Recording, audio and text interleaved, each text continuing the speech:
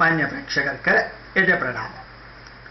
കൊച്ചി മെട്രോയിലെ യാത്രക്കാരുടെ ശ്രദ്ധയ്ക്ക് എന്ന് പറഞ്ഞാൽ നമ്മുടെ IISH ഗ്രൂപ്പിലെ സഹപ്രവർത്തകർ ഒരു നിയമം അപ്ലോഡ് ചെയ്തിരുന്നു.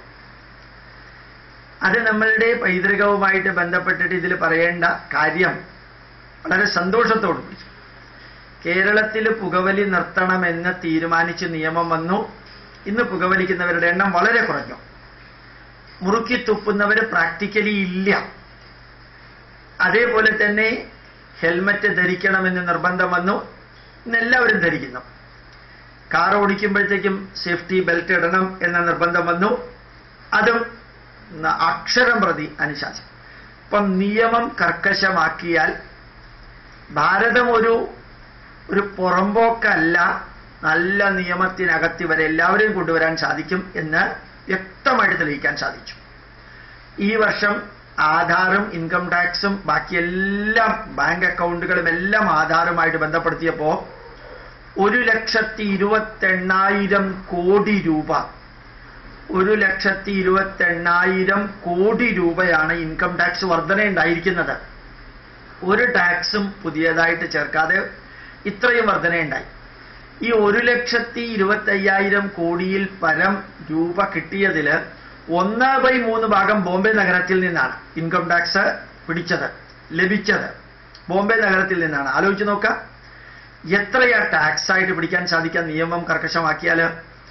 ഈ നിയമം അതിൻ്റെ വഴിക്ക് ഭംഗിയായിട്ട് നടപ്പാക്കാൻ ശ്രമിച്ചാൽ സംഭവിക്കുന്നത് എങ്ങനെയാണെന്ന് നോക്കാം. നമ്മുടെ കൊച്ചി മെട്രോയിലെ നിയമങ്ങളാണ്. അത് അക്ഷരം പ്രതി പാലിക്കുന്നുണ്ട്. ആദ്യത്തെ ദിവസം തന്നെ ഏതാണ്ട് 1 ലക്ഷത്തോളം രൂപ കളക്ട് ചെയ്തത് ഫൈനിലൂടെയാണ്. ഒന്നാമത്തെ ദിവസം അവിടെ ഒരു വയലേഷൻ നടന്നത് ശ്രീ ഉമ്മൻചാണ്ടി എന്ന ജനനായകനെ സ്വീകരിക്കാനായിട്ട് മെട്രോയുടെ അത് ഉപയോഗിച്ചു. അതിനെതിരെ കേസ് നിലനിൽക്കുന്നുണ്ട്. ഷോക്കോസ് നോട്ടീസ് കൊടുത്തിട്ടുണ്ട്. അതും വർക്ക് ചെയ്യുമായിരിക്കാം. ബാക്കിയുള്ള നിയമം ഞാൻ വായിക്കുന്നത്, നിയമമുണ്ടാക്കി നടപ്പാക്കാൻ ശ്രമിച്ചാൽ ഭാരതം തിളങ്ങി വിളങ്ങുന്ന രാഷ്ട്രമായി തീരുമെന്നുള്ളതിന് തെളിവാണ്.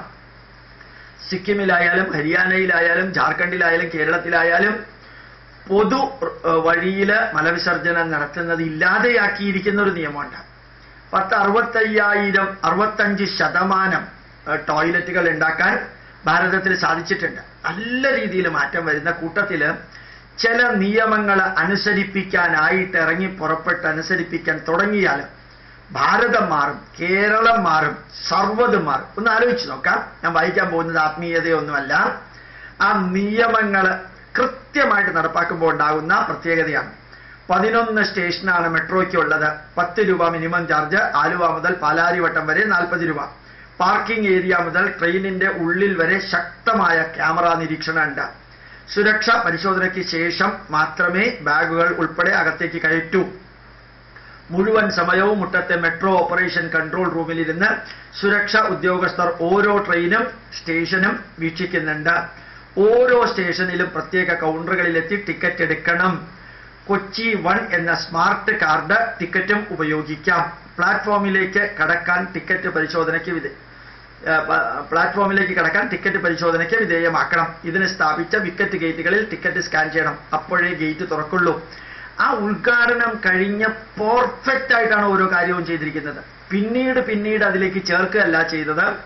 സർവ്വതും ചെയ്തതിന് ശേഷമാണ് ഒരു ദിവസം പോലും നിയമം വയലേറ്റ് ചെയ്യാൻ അനുവദിക്കാതെ നിയമമുണ്ടാക്കി അത് പ്രാവർത്തികമാക്കി. പ്ലാറ്റ്ഫോമിലേക്ക് എത്താൻ പടികളുണ്ട്. ഭിന്നശേഷിക്കാർക്ക്, ആരോഗ്യ പ്രശ്നങ്ങൾ ഉള്ളവർക്കും സൗകര്യപ്രദമായ രീതിയിൽ എസ്കലേറ്ററും ലിഫ്റ്റുമുണ്ട്. കാഴ്ച വൈകല്യമുള്ളവർക്ക് എളുപ്പം യാത്ര ചെയ്യാൻ സ്റ്റേഷനുകളിൽ പ്രത്യേകം ട്രെയിലറുകൾ വിരിച്ചിരിക്കുന്നുണ്ട്. പ്ലാറ്റ്ഫോമിൽ അപകട സൂചന നൽകുന്ന ഒരു മഞ്ഞ വരയുണ്ടാകും. ഇത് മറികടക്കരുത്.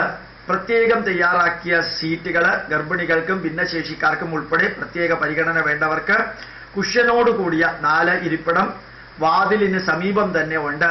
വീൽ ചെയറുകൾ വെക്കാൻ പ്രത്യേകം ക്രമീകരിക്കാവുന്ന സീറ്റുകളോട് കൂടിയ 2 സ്ഥലമുണ്ട്. നിറത്തിന്റെ അടിസ്ഥാനത്തിലാണ് സീറ്റുകളുടെ വേർതിരിവ്. പൊതു സീറ്റുകളുടെ നിറം സമുദ്രനീലയായിരിക്കും. മുൻഗണനാ സീറ്റുകൾക്ക് കുരുത്തോല പച്ചയുമാണ്. യാത്രക്കാർക്ക് കയറാനും ഇരിക്കാനും പിടിയിൽ പിടിച്ചു നിൽക്കാനും എളുപ്പമാകുന്ന വിധത്തിലാണ് ബോഗികളുടെ ക്രമീകരണം.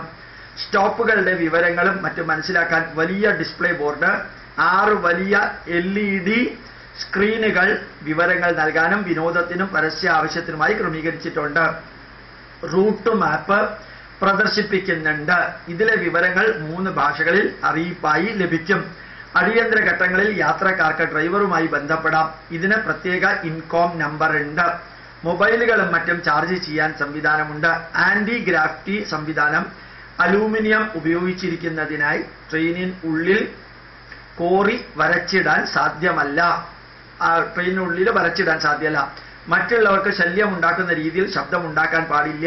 ഇയർഫോൺ ഉപയോഗിച്ച് മാത്രം പാട്ട് കേൾക്കാം. സ്റ്റേഷനുകളിലും ട്രെയിനുകളിലും മദ്യപാനം, പുകവലി, മുറുക്ക്, ചൂയിങ്കം എന്നിവയടക്കം ഒന്നും പാടില്ല. പാളത്തിലേക്ക് വീണാൽ ഷോക്കേൽക്കും.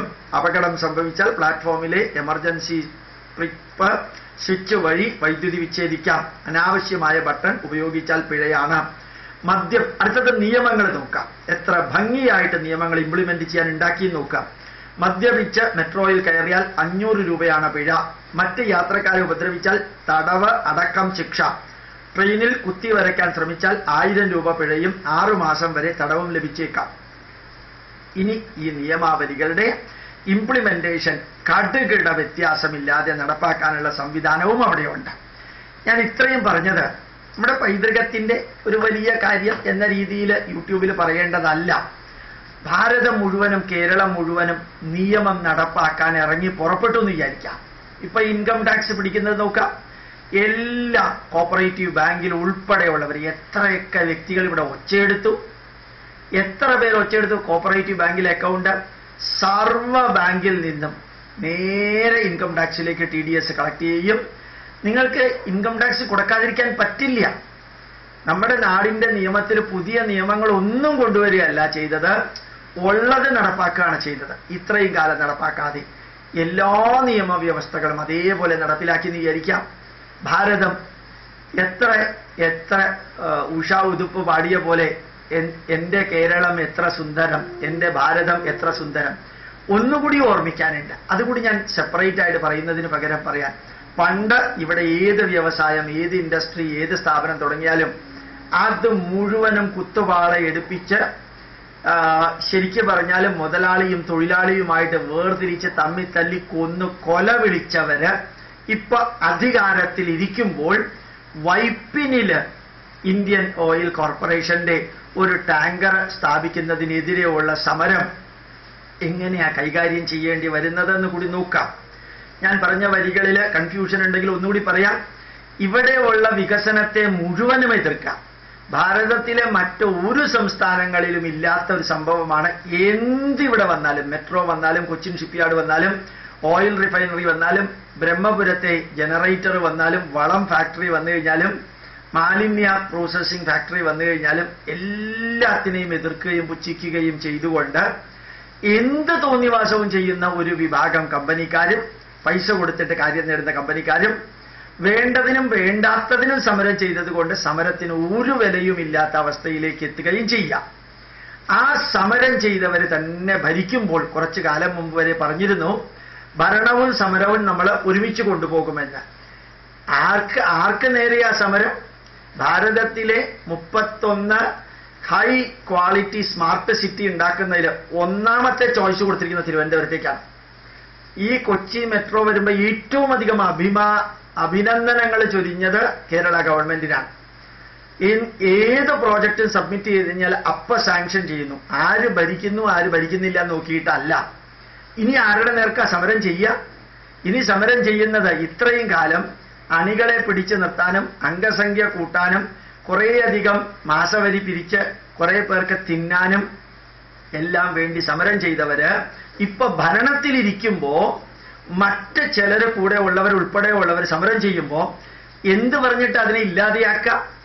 10-60 കൊല്ലം കമ്മ്യൂണിസത്തിന്റെ പേരും തൊഴിലാളി ഐക്യത്തിന്റെ പേരും പറഞ്ഞ് ഈ നാടിനെ നശിപ്പിച്ചത് ഇപ്പൊ ഭരിക്കുന്നവർക്ക് അതിന്റെ ചൂട് അറിയുന്നുണ്ട്. നമുക്ക് പറയാൻ പുറകോട്ട് തിരിഞ്ഞു നോക്കുമ്പോൾ പറയാനുള്ളത്, നിയമവ്യവസ്ഥകൾ കർക്കശമാക്കി ധന്യമായിട്ട് മുമ്പോട്ട് കൊണ്ടുപോയാൽ ഈ രാഷ്ട്രം ധർമ്മരാജ്യമാണ്. ഈ രാഷ്ട്രം ധർമ്മത്തിന്റെ അടിസ്ഥാനത്തിൽ മുമ്പോട്ട് കൊണ്ടുപോകാൻ ഒരു ബുദ്ധിമുട്ടും ഇല്ല. അധർമ്മം ചെയ്യിച്ച് ശീലിച്ച് അവരെ അധാർമികരാക്കിയതിന് ശേഷം ധർമ്മത്തിലേക്ക് പോകുമ്പോഴാണ് പ്രശ്നം വരുന്നത് എന്ന് കൂടി ഓർമ്മിക്കുക. എങ്കിലും ഭാരതം ധർമ്മത്തിന്റെ രാഷ്ട്രമാണ്, നല്ല രീതിയിൽ നിലനിൽക്കും. ആ മെട്രോ ഉദ്ഘാടനം ചെയ്ത ആദ്യത്തെ ദിവസം തന്നെ എത്രയാ ഫൈൻ ഈടാക്കിയത്? ഒരാഴ്ച സമയം കൊടുത്തൊന്നുമില്ല. നിങ്ങൾക്ക് തെറ്റ് പറ്റരുത്. Your ignorance is not an excuse. നിങ്ങൾക്ക് അറിവില്ലായ്മ ഒരു എക്സ്ക്യൂസ് അല്ല എന്ന് പറഞ്ഞുകൊണ്ട് തന്നെ തെറ്റ് ചെയ്യിക്കാത്ത വിധത്തില് അമേരിക്കയിലും ഇംഗ്ലണ്ടിലും കാനഡയിലും യൂറോപ്പിലുമുള്ള പെർഫെക്ഷൻ നമ്മുടെ മെട്രോയിൽ കൊണ്ടുവന്ന പോലെ കേരളത്തിലും ഭാരതത്തിലും കൊണ്ടുവന്നു കഴിഞ്ഞാൽ ഒരു സംശയവുമില്ല, ഭാരതം ഇന്ന് വിശ്വോത്തര രാഷ്ട്രമായി തീരും. പ്രണാമം, നമസ്കാരം.